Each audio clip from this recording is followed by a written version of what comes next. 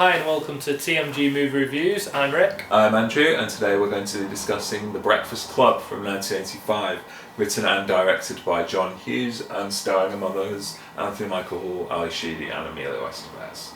Yeah, I really like this movie. I like the fact that the story is that all the characters have got 8 hours of detention on a Saturday, so it's just sort of how they pass that 8 hours, and they go in as these stereotypes which I really like. You've got the criminal, the geek, the loner, the jock and the princess. So you've got all these characters, and I just love that they sort of start off with such stereotypical characters and then sort of break that down as the movie goes on and sort of show that they're not that different. Because when it's more about the social classes of high school, where you sort of think like, if say you're the geeky one and you think like, oh, the jock, they've got a brilliant time, they've got no pressure like I've got, and it just sort of breaks that down and shows that everyone's got problems.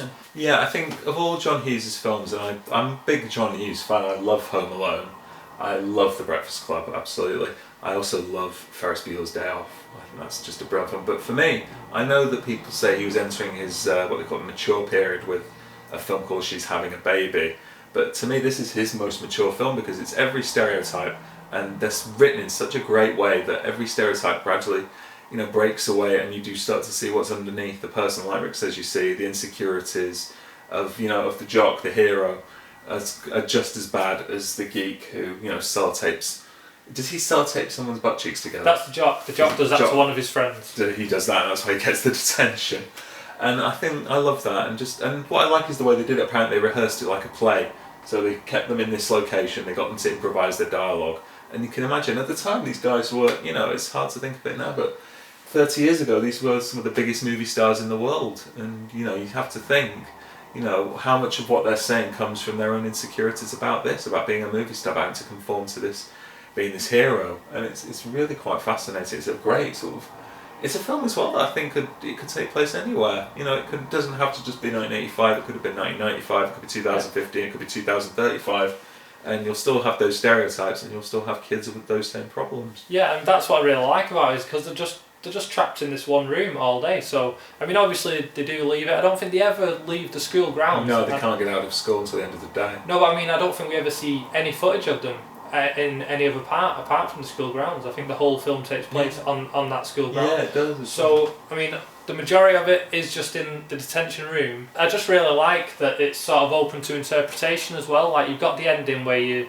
see everyone get back in their own cars, the detention, and the detention's over, and you just sort of think like it can go either way, and they just leave that up to you. I mean, Andrew's character and Allison's character, they could get together, they could never see each other again, and the same goes for John and Claire. It just sort of leaves everything so open, and it's got such a great soundtrack. I love the song to this movie. Yeah, Don't You Forget About Me. Yeah.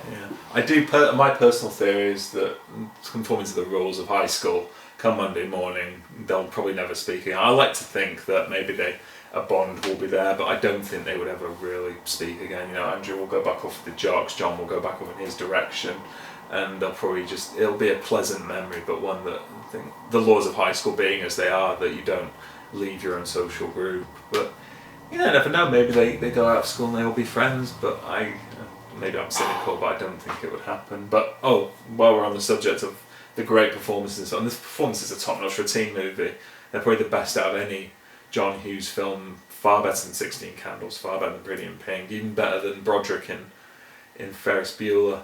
I think the performances are top notch, and special mention of course to Paul Gleason as the demon headmaster, who incidentally replays that character in Not Another Teen Movie. Right. They have a little Breakfast Club homage in that. The star performance, and it's a shame that he didn't get. He died a few years ago, but he never became a bigger star. And just on the back, it's nothing else on the back of such a good performance here. And it's a shame what's happened with all of them. There's no one of these kids who's still in the public eye anymore. I think Emilio Estevez is more known as a director now. I don't know what happened to Molly Ringwald, or I think Andrew McCarthy. He's still acting. He's recently he's doing TV acting now mainly. Does he TV? I know he does like travel journalism. He's directed a couple of episodes of Orange Is the New Black. Yeah. But the no one's. I mean, like we said back in 30 years ago, these were the biggest stars in Hollywood, and sort of the trajectory has gone now that they're not what they were. But if you've got this film in your filmography, you know, it's something to be proud of. There are very few actors who have a Breakfast Club. Yeah, I mean, this is, for me personally, it's the best Brat Pack film that there is. I mean, yeah, 16 Candles is okay, it's good, it's not a bad film, but I just love this. I just love the interactions, like I said. I love sort of sticking all them characters in sort of that one room and then just letting the dialogue carry the story and letting all the characters play off each other, bounce off each other, and then eventually, you know, friendships start to grow, and it's just, it's such a sort of endearing film. Yeah, and it's been parodied more times than I can remember in more films than I've ever seen. In fact, the best parody for me is Dawson's Creek. There's a Dawson's Creek episode which does the Breakfast Club. As Rick was telling me, Joshua Jackson makes reference to this film, and also makes reference to the Mighty Ducks, which he was in. So that's quite a nice bit of Kevin Williams sort of type film within a film thing. So yeah, I definitely recommend seeing it. If you haven't seen any of these movies and you want to look at the John Hughes filmography, do start. I think the best place to start is The Breakfast Club. Yeah. And start there and then see. I wouldn't maybe see things like The Grey Outdoors. I wouldn't see the cash jobs, things like Drumbeat Taylor or Curly Sue, which the sort of films I think he did more for money than he did for actual love of the work. But do see The Breakfast Club, do see Ferris Bueller, and do see She's Having a Baby. So I think they're the best films that he did in his lifetime. Yeah, I mean, even if you just like the sort of characters in this film, they appear, because they're part of the Brat Pack, they appear in a lot of John Hughes films. You've got this one, you can also see 16 Candles with quite a few of the same characters. Yeah, Molly Ringwald's in 16 Candles. Yeah, and you've also got St. Elmo's Fire. Yes, St. Elmo's Fire as well, done by Joel Schumacher, beg your pardon, who we're going to probably have words about in the future over his mangling of the Batman films. So for me, yeah, I'd give Breakfast Club a 4. I think it's a great film of its time, a great film that's still... In fact, it's not even of its time. I think it's a timeless film with timeless characters, and again a great soundtrack. Don't You Forget About Me, one of the great songs of its era. So yeah, 4 stars, and I do recommend seeing it. Yeah, same from me. I give it 4 stars as well. I can't really say, and I'd just be repeating what Andrew said, to be honest, because that they are the best reasons to watch it. It's just a really enjoyable film. So thank you very much for watching, and do again see The Breakfast Club. If you can, check out our description. We're going to be putting a link to our Facebook page in there, just if you found that easier to follow us than on YouTube.